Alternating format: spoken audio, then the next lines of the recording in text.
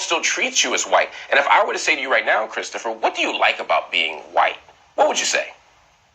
I don't know. Again, it's such an amorphous term. It's like a census term or a crude but can you do me a favor? Indulge me for one. We're running out of time. Indulge me for a minute. I understand you see it as all these things, but you surely recognize that the world sees you as white. You know the world reads you as white.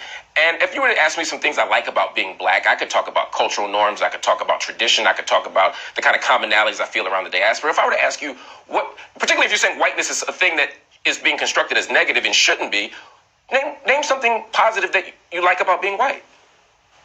Well, sure. I'll answer with a thing. There's a lot of documents that are floating around public schools that say things like timeliness, showing up on time, is a white supremacist value or a white dominant value. Things like rationality, things like the Enlightenment, things like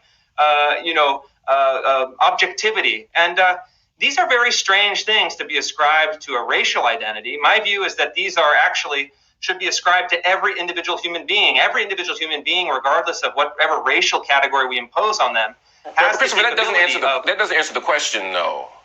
You're telling me you're making straw men about things that are ascribed to whiteness that you think are wrongfully ascribed to whiteness. I'm saying if whiteness isn't a negative thing, and there's something that that whiteness actually shouldn't be constructed as all negative, name something positive that you believe is positive about being white.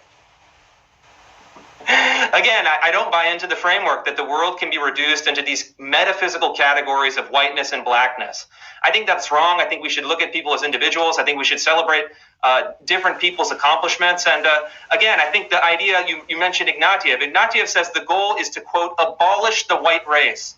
In any other context, this would be interpreted as a near genocidal slur.